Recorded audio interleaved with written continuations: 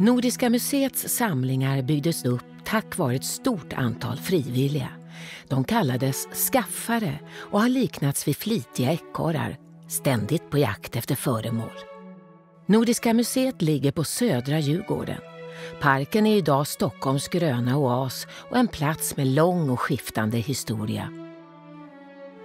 I slutet av 1500-talet är Djurgården en kunglig jaktpark, en djurgård. Området hägnas in för att skydda viltet från rovdjur och tjuvjägare. Mycket tyder på att det är här under 1600-talet förekommer publika djurhetsningar med björn och lejon. Kanske är det därför som platsen för Nordiska museet kallas Lejonslätten. Med tiden blir Djurgården ett omtyckt strövområde för stadsborna. Här öppnas värdshus, tivolin och teatrar. Staketet runt jaktområdet rivs och stockholmarna kan nu vandra i de natursköna omgivningarna. På 1820-talet får Djurgården kunglig glans när Karl XIV Johan och drottning Desideria väljer att bygga sitt lustslott Rosendal här. Vid 1800-talets mitt är Stockholm en liten stad, men bara några årtionden senare har den vuxit avsevärt. Och nu vill man likt andra länder i Europa manifestera huvudstadens betydelse för nationen genom att uppföra museer, teatrar och operahus.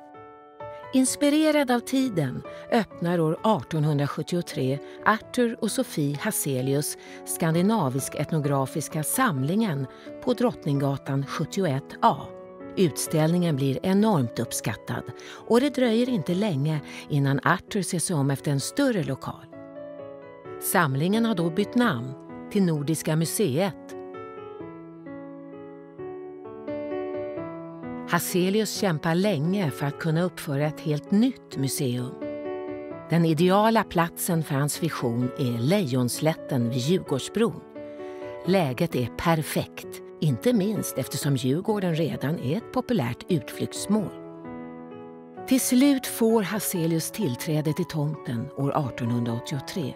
Samma år utlyser han en internationell arkitekttävling. Inget av de 15 bidragen lever dock upp till juryns förväntningar.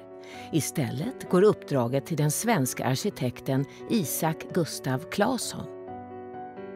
Claesson delar Hazelius intresse för äldre arkitektur och tillsammans reser de i Europa för att hämta inspiration. De imponeras av Musée du Cluny i Paris och Germanisches Museum i Nürnberg.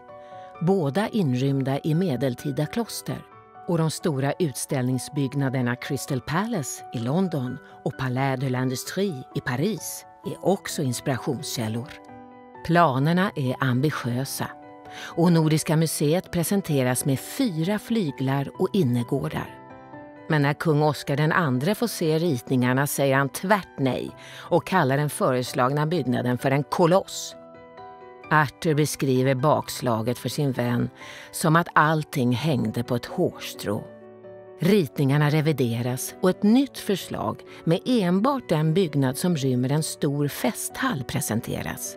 Förslaget går igenom och 1892 sätter arbetet äntligen igång. Byggnaden tar form, men på grund av projektets omfattning och att det ibland saknas pengar går arbetet långsamt. Tidvis är det svårt att få tag i det byggnadsmaterial som arkitekten föredrar och ritningarna görs om flera gånger. Till grunden väljer Claesson granit från Sundbyberg. Stommen byggs av tegel och fasaden kläs med sandsten från Roslagen. Under sommarhalvåret arbetar 60-70 personer på byggplatsen. Vid intensiva perioder kan det vara dubbelt så många.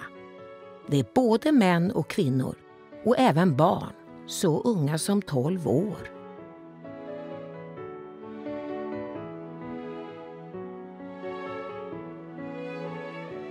Sommaren 1897 öppnar den stora konst- och industriutställningen. Museet är knappt halvfärdigt men visas ändå och kompletteras med en temporär tillbyggnad i trä.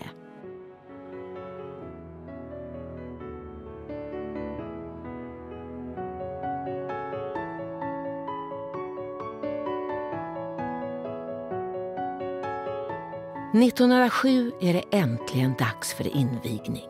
Kungafamiljen närvarar tillsammans med ett stort antal inbjudna gäster. Och nyfikna stockholmare tittar beundrat på. 19 års slit är till ända och Hazelius livsverk är äntligen på plats.